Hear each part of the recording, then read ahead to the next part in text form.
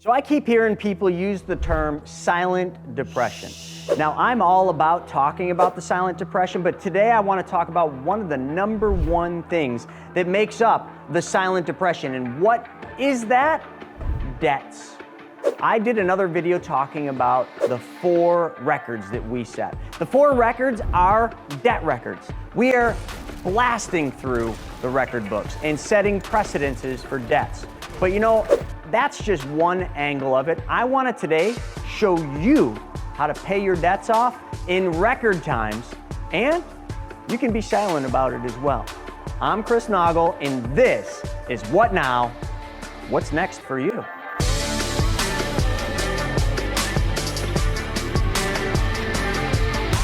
So let's dive into this. Why is debt bad? I shouldn't have to tell you this.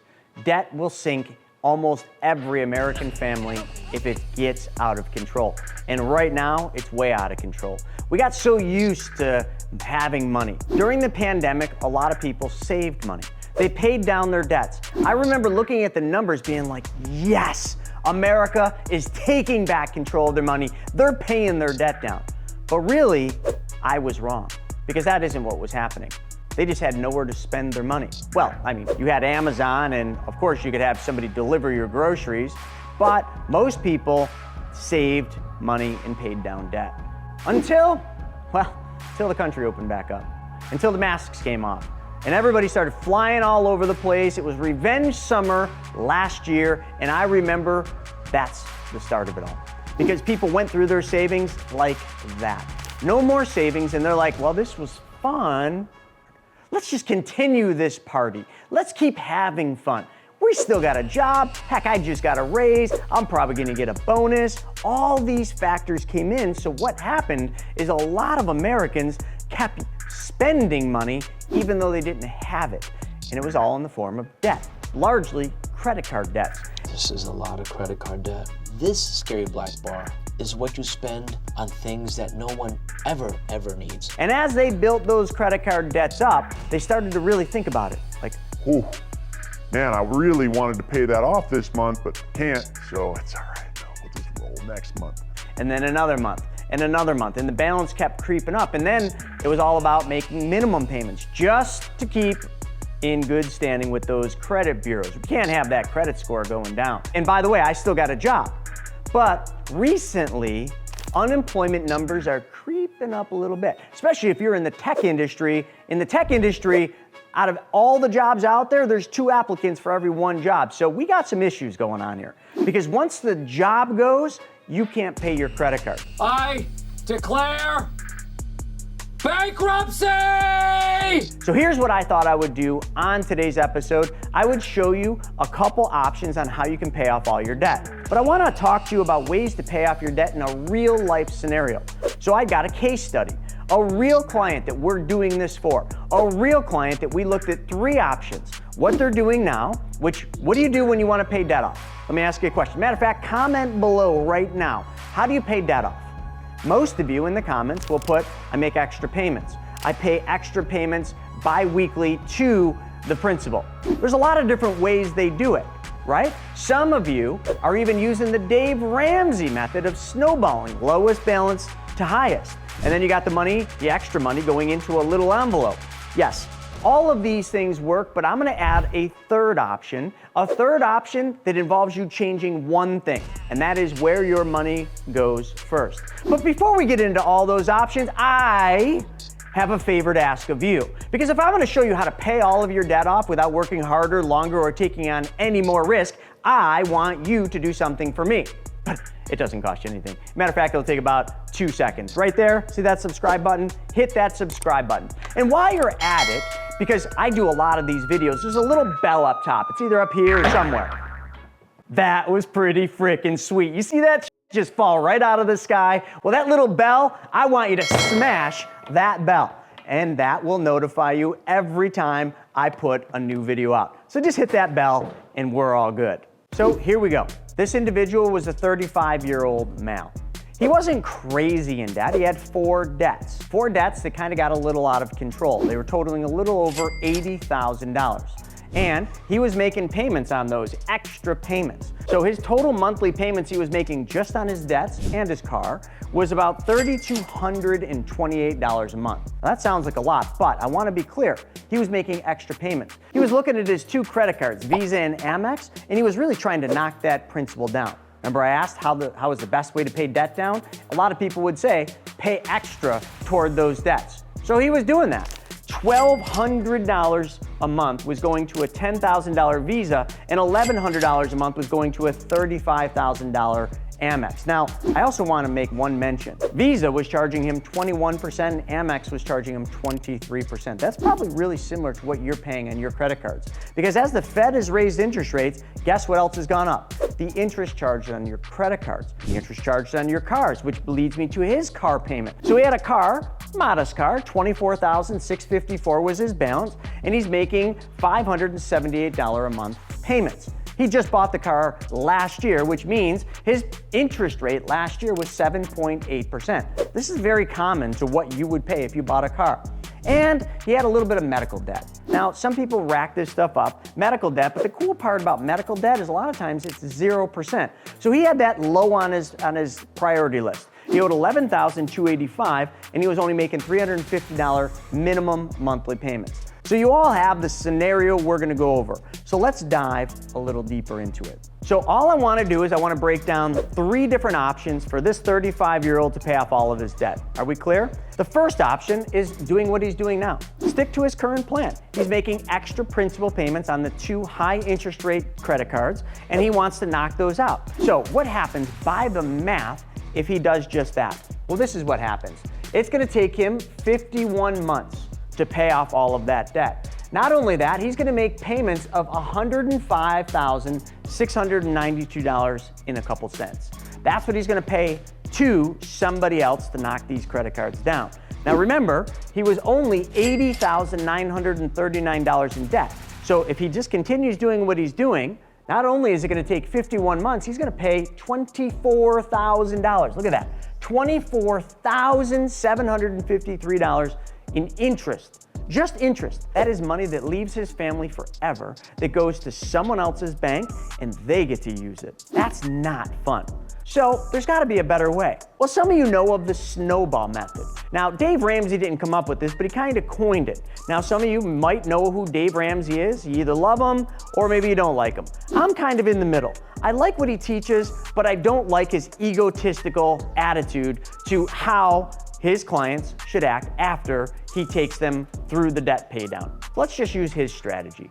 Dave Ramsey would tell this client, let's put your debts from lowest balance to highest balance. And when we pay one debt off, we're gonna take the money we used to pay that debtor, we're gonna put it into an envelope, and we're gonna save that money up, and we're gonna use that to pay the next one down and the next one down, right? Smart concept. It's a snowball concept. But the only problem with this is Dave Ramsey, as good as he is, or bad, he does not have a special envelope that pays you uninterrupted compound interest. So when that extra money goes in that envelope, it's literally just sitting in an envelope. So it's not earning anything. So that money is not working for the client. But the snowball method does work, and the numbers prove it. So here's the math. So in the snowball concept, and again, all we did is we put the balances from lowest to highest.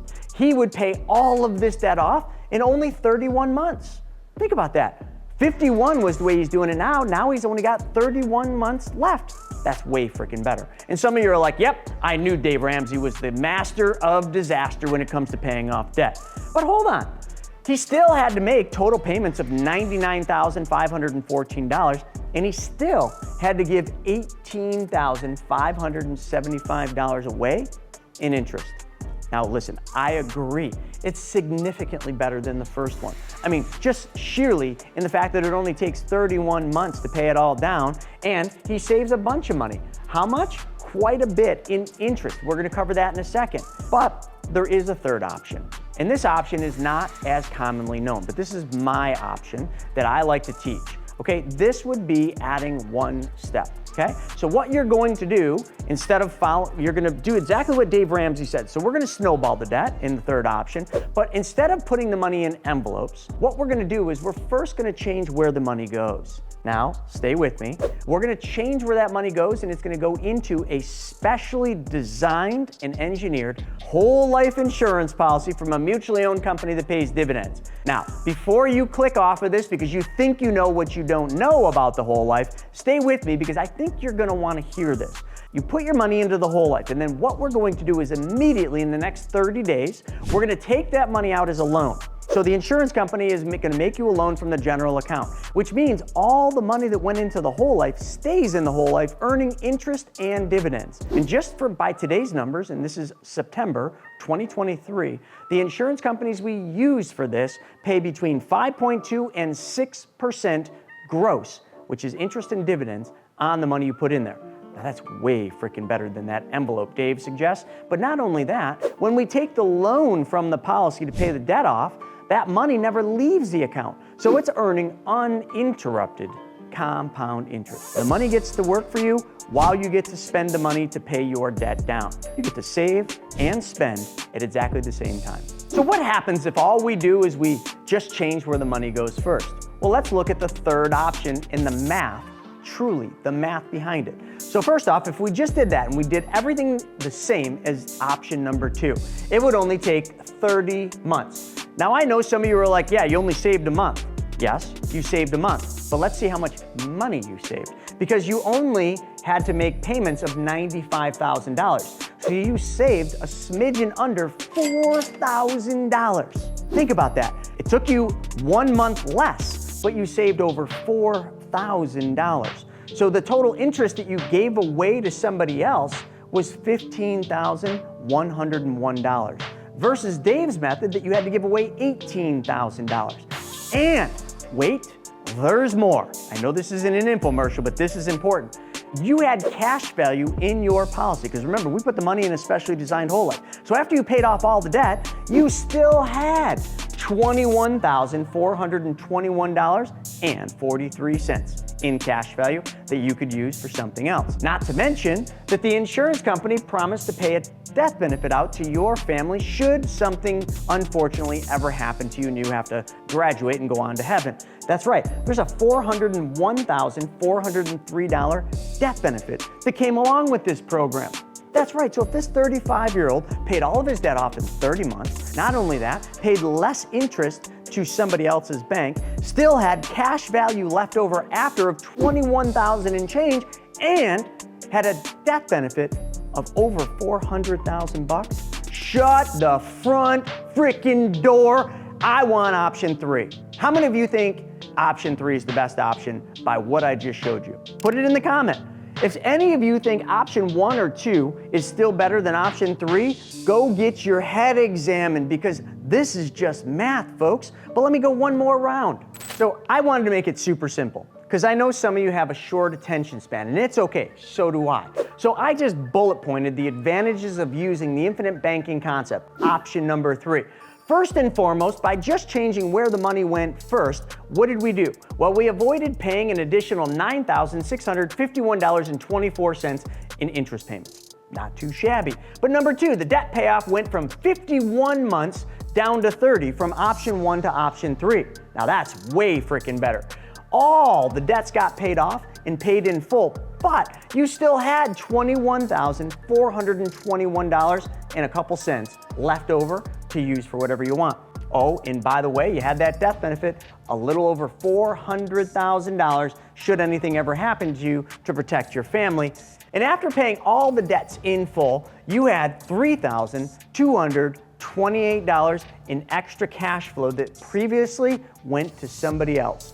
Who was somebody else? Visa, Amex, the car finance company, and those pesky medical collection companies. Yes, now all of that money goes back to this client. Or let's make this about you. All this money would then go back to you, because if you apply this concept, then you benefit just like this client did. Let me wrap all this up with a pretty little bow tie. After all of this, just by changing one thing, and that is where your money went First, you didn't have to work harder, didn't have to work longer, and you definitely didn't have to take on any additional risk to do what I just showed you. And after you paid off all those debts, you will have $80,939 of debt out of your life. What is that worth to you? What would it look like if you no longer owed any debts and all the money you used to give to your debtors went back into an account that you owned, that you controlled, and that you, for the rest of your life, never stopped earning interest and dividends on, no matter